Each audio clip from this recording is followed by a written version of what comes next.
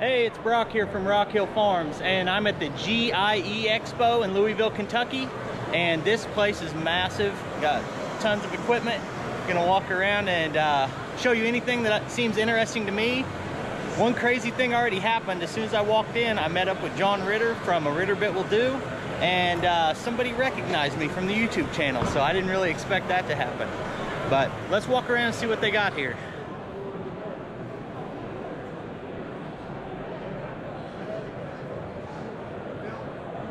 We're at the Branson tractor booth. I can't walk by it without saying, how about you? I don't know if Hank's here or not, but it just pops straight into my mind when I see him. If you didn't recognize what I'm referring to, that's Hank Hamilton from Hamiltonville Farm, that's famous for Branson tractors and saying, how about you a lot. And actually, he has a ton of cool content on his channel. That's just the first thing that comes to my mind. Now we're looking at the Spartan Mowers. I think they were designed by the same guy who did the Bad Boy Mowers, but I always joke that they look like they need a rocket launcher on them, and obviously I'm not the only one who thought that because they set one up as a prop that way.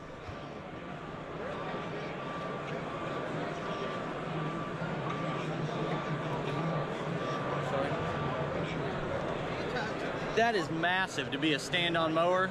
I still am not sure I really connect with the idea of a seat on a stand-on mower. I think that kind of defeats the purpose, but it might be one of those things where you actually drive it and it changes your mind.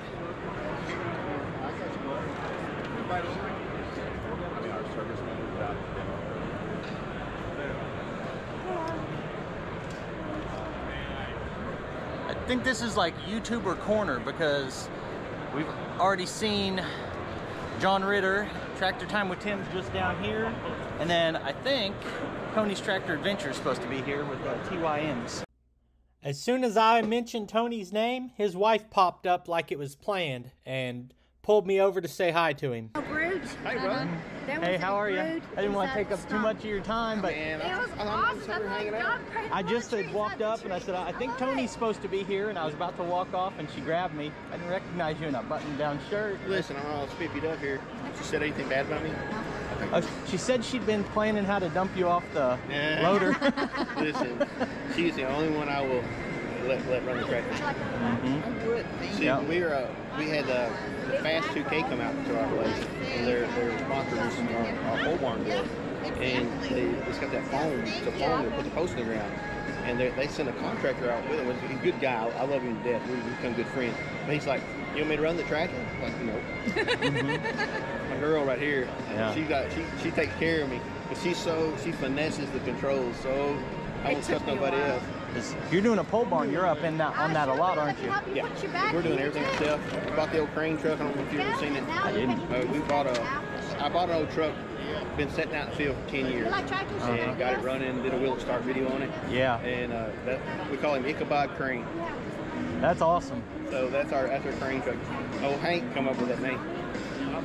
He's like, call it Ichabod. I said, man, that's awesome. I'm going to get moving along with the rest of the show, but we stood and talked to Tony and his wife for quite a while and really enjoyed that. Tony's a great guy, has an awesome YouTube channel called Tony's Tractor Adventure, and I recommend watching the channel, but don't talk to Tony too long or he'll sell you one of those TYM tractors. I'm going to get a shot of this one real quick. Unlike the other companies here, I'm pretty familiar with everything John Deere has on the market. And I saw this silver deck and I thought, man, I need to know what that is. What's different about that silver deck? Turns out what's different about it is the paint. And that's all. They just want a cool look for a 25th anniversary of the product line. And Kubota's doing something similar with a 50-year anniversary on some of their tractor models and a different facelift.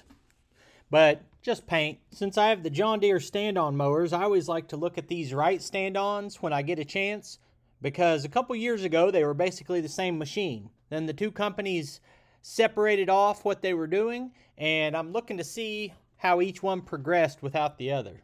Wright seems to me like a company that's always staying one step ahead and gives great customer service.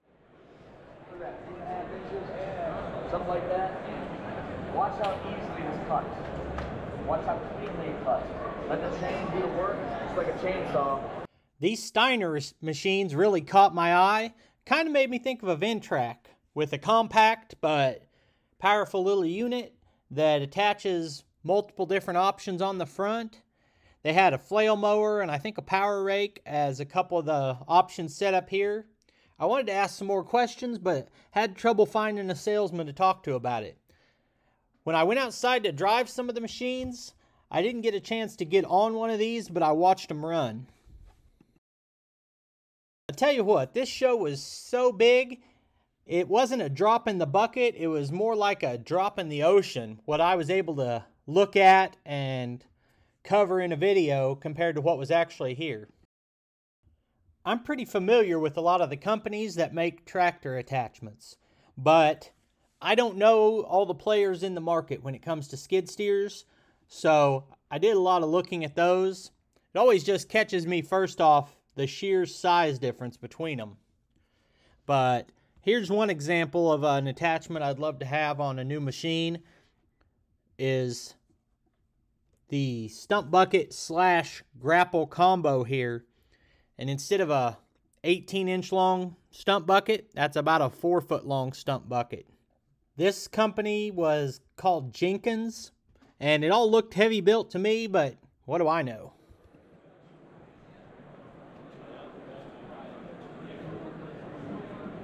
How are you today? Oh, pretty good. Good. How about yourself? Good, good. Do you have any questions? Oh, I think they speak for themselves. I'd like to have one of those. Yeah, pretty heavy. Everything we do is heavy duty. Yeah, that's what I noticed. There's a lot I don't know, but one thing I do know is that whatever machine I get is going to come with a heavy-duty brush cutter. So do you know, like, what size material this will cut? Yeah, 6-inch. Up to 6-inch material. And it'll also mow. Is this a mulcher or a cutter? Cutters. Cutter. Yeah, it isn't going to make fine mulch. Hi. How are you? Good, how are you guys? Thanks. At first glance, this stump grinder looks a little bit like mine, but there's some obvious notable differences. Number one is the horsepower behind it. Obviously, it's hydraulic driven rather than PTO, and it's got down pressure to it, being on a skid steer. On top of that, it has the same kind of teeth that your commercial stump grinder has, rather than the square carbide teeth on mine. But coincidentally, this grinder cost exactly the same as mine did. The next thing we're going to see is this big grapple, which is something else I will definitely have. And then we'll see a backhoe attachment. And from everyone I've talked to, a backhoe attachment on a skid steer is something you probably just want to skip because it just doesn't give you the same functionality that you're hoping for. This is mostly speculation or just things I've heard from other people, so if you have experience to the contrary on these skid steer attachments, let me know in the comments. Now we're going to look at our first mini skid steer, which is something I spent a lot of time looking at and comparing while I was here. This is a company that I wasn't familiar with called McLaughlin, and I was intrigued, and I think there's a lot of interesting things about them. If I decided to go that route instead of a full-size unit, I think I'd give them a hard look. So you're a video guy? Yeah. You should have video guy written on his shirt. Yeah. So Yeah, what can one of these lift? 883 pounds without an operator, 1,763 pounds. With an operator, 220 pounds. Then the rear wheels will lift off the ground. You are the ballast. Correct. And no Chinese parts, no plastic, no solenoids, no computers, and no greasing. We have composite bushings to last about 7 years, $200 to replace the whole kit. What do we got on here? This ripping attachment? Yep, that's a ripper. Just to Loosen up really soil hard that we're gonna ground. You work, want or- to dig in, loosen it up before you go in and do any work on it. What all other kinds of attachments do you have for it? We don't make attachments. We source attachments from all the attachment companies in America. You can probably get a wide range of things for these. Oh, there's 127 attachments all up. Correct. So It's a anything... universal attachment, so any other opposition machines, their attachments will fit. Other than the Bobcat rabbit ears.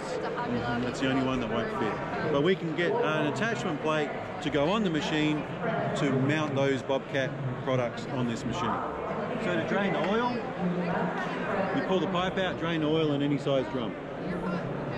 A lot of airflow because it's an air-cooled engine. 2-stage air cleaner with a blow-off valve. This is a solid rear step. Yeah, I could see as a landscaper how this would be more handy than a compact tractor or a skid steer. Correct. I'm in the market for a full-size skid steer, and these are kind of tempting, but I think for what I do, I'd probably want a bigger one. What do you do? So I use it as a forklift for a little manufacturing operation. Okay. And then I do stuff like stump grinding, and I'm just wanting to expand services. You can grind stumps with this. What's one of these machines run base price? Base price, this is $25,900, $37,900. 3-speed machine, 2 pumps, 6 miles an hour, fastest machine on the market. And what's the horsepower on that? It's not the biggest deal. This is deal, 23 really. horsepower, and that is that's 24 horsepower. It's actually 23.9 Yanmar diesel. So will this lift as much as that one? Yep. This is doing 12.5 gallons a minute at 3,200 psi. The diesel's doing 13 gallons a minute at 3,200 psi. Is this owned by a larger company, or is that the company? McLaughlin? McLaughlin is the And then manufacturer. Outlaw is the brand. We branded this Outlaw in Australia. You try to spell McLaughlin without looking. This is a Bush Ranger because the Bush Ranger in Australia, Ned Kelly, sort of the Bush Ranger. That's why we call this the Bush Ranger, and that's the Outlaw. Yep. But it's an Outlaw brand. Looks like a great machine. Thank you. It's well thought out. It's built by a landscaper, a contractor, and a boilermaker. We're sick and tired of getting to our 2-year warranty, and then after that, the machines start going downhill. Because these don't have computers in them, so we're not writing any breakdowns in the computers like most of the dealers do to get you to come into the dealership, so then they can look at your tracks and your dedicated tracks and then start selling. That's actually a selling feature, not having the computer on it. Well, you don't need a dealer network to be able to buy this machine. If you had an engine problem caused by you, the operator, you can go to Kohler, any Kohler place. If you had a hydraulic problem where one of you guys put different hydraulic fluid in and it all fluffed up, you can go to any hydraulic outlet in the country to fix it. The thing about ours is we've got a tank that you can take the top off the tank and look in the hydraulic tank to clean it out. Hold that real quick. So whenever I am shopping skid steers, everyone says you buy the dealer, not the machine. No, but if nothing's proprietary, you're buying the then machine, not the dealer. If nothing's proprietary, then it doesn't have to go to that dealer for you to fix it. Now, if you blow this engine, you'll have to buy an engine from us because this has a tapered shaft. Yeah. We're the only ones that have a tapered shaft. But we don't bend you over a fire pit for the cost of that engine. Yeah. We keep our prices down. We've had that machine in a mine for 10 years. It only comes out for service. Never broken apart. We're the only company that's been in that mine. Most companies are in there for 3 to 6 months, and then the machine's dead because the computers are just breaking because of the temperature and the humidity, and we got real fine talcum powder dust, and it destroys everything. You know, we use Gates hoses. We use the best of the best in the world, but no Chinese whatsoever. Awesome. So there's not one bolt washer on this machine that's from made in China. The hand grips are made in Australia. You know, there's not, we just refuse Chinese stuff. I'm sorry. But if you want a Chinese part, go to Harbour Freight. Yep. That's what we say. And we'll be the only company in America that these will be manufactured in Jackson in the next 2 years. We'll be the only mini skid steer company in America with no Chinese parts. You're going to be in Jackson, Mississippi or Missouri. Missouri, really? Yeah. That's when you said Joplin. That's only up the road, sort of. Awesome. Then we came to an entire section of the showroom that was for hardscaping machines. And I had no idea machines like this existed. But they look like phenomenal equipment for people who do paving stones and that kind of thing. But that's not really my area, so we didn't spend a lot of time over here. From there, we were heading outside, and I decided to stop and look at these LS tractors on the way. And I don't know if it's because I had the camera or what, but none of the LS salesmen wanted to try to sell me anything, so I just kind of walked through and looked at them. They're kind of cool looking, shiny and blue, but that's about all I can tell you about them.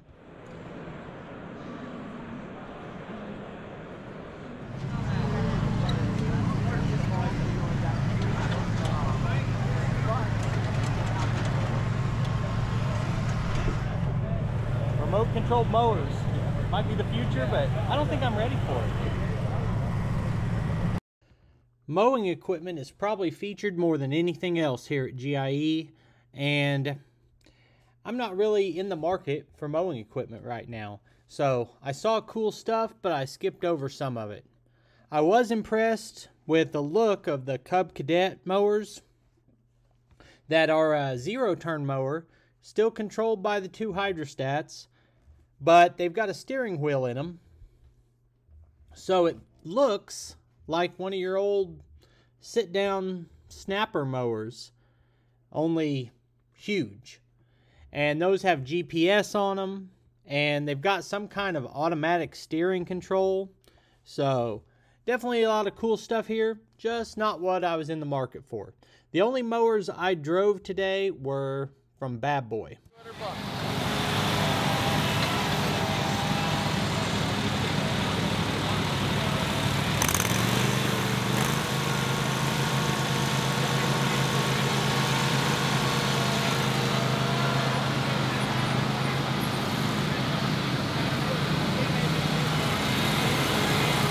Now, I'm right at home on these stand-on mowers. Feels a lot like what I'm used to, but you can't compare a mower very much at all without cutting grass with it. And obviously you can't cut grass at these expos, but it was comfortable, felt powerful, smooth to operate, really nice padding on your legs. Seemed like a good product. Next stop was the Ventrac booth, where I tried out 2 different Ventrac machines, one with a bucket and one with a power rake on it. These definitely take some getting used to, because while they have the same capabilities as a tractor, they're not controlled in at all the same way, and they articulate in the middle, so just a different feel to it. I started off on the one with the bucket on it because I'm used to running a bucket on the front, but that's not really where a Ventrac shines. Their specialty is the versatility and the different number of different attachments you can put on the front.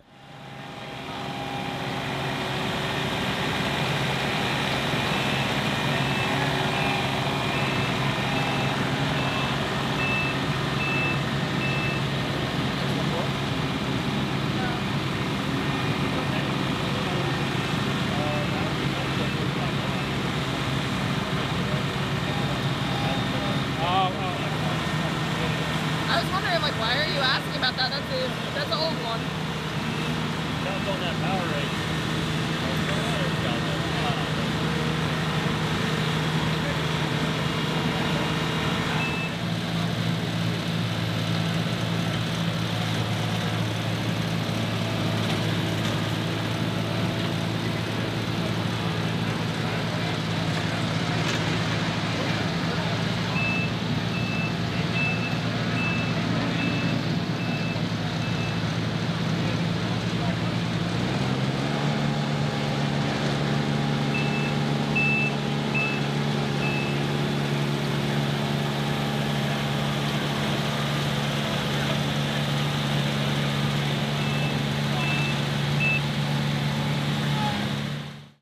Then I jumped in a Takahuchi skid steer. Now this is a 68 horsepower machine when everything else I drove was a 74 horsepower. Not that I felt a lot of difference with the little bit of work I did here, but they're a very nice machine.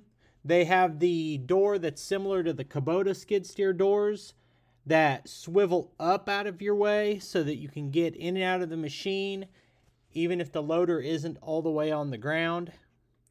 And, you know, seems like a nice machine. The only question I had was where the nearest dealer is, so that's something I would need to look up.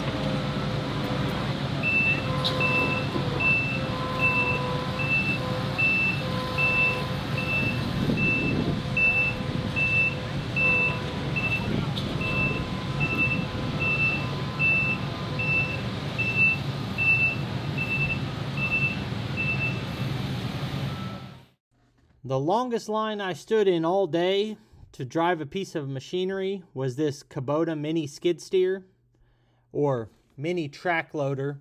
I always get in trouble for using the wrong terminology, but I focus more on what the machine is than what it's called.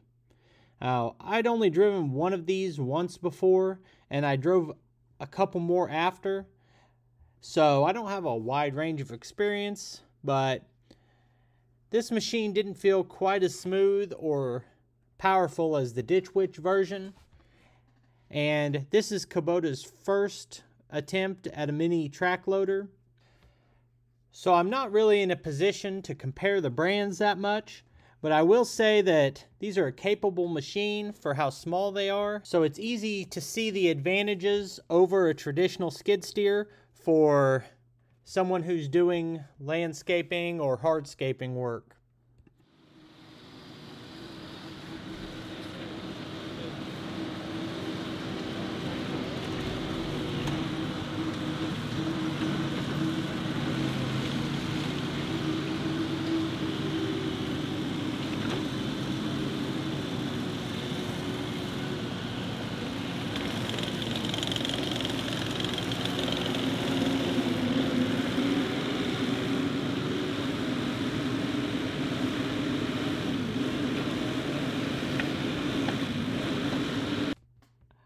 I've got no idea what I'm doing out there, but I'm having a good time with it.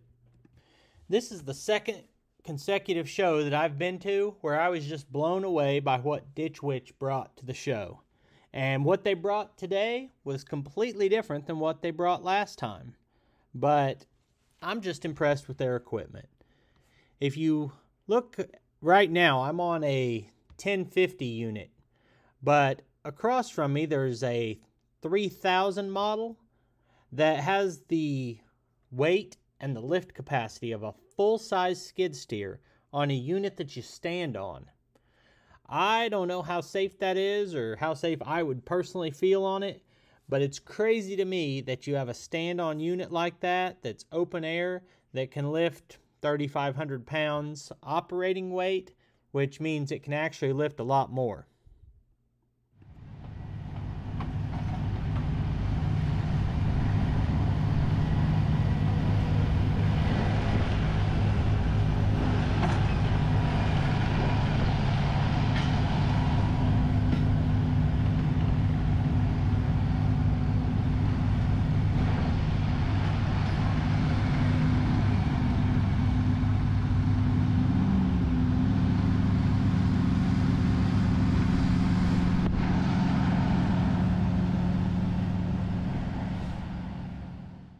And like the guy from the Outlaw section was saying, you can put all kinds of units on it. Right next to the camera here is a big log handler. You got stump grinders and backhoe attachments, and you name it, you can get it. As a matter of fact, they had one of these Ditch Witch stand-on units over at the Artillery booth. And you guys know how much I like Artillery. I didn't really talk about them in this video because I made a separate video just to talk about what Artillery had to offer at this show. But it just shows you the versatility that's coming more and more into machinery every day. This has been kind of a long video, but I really appreciate you taking time to watch. I'll put a couple more of our videos on the screen right here, and I'll see you next time.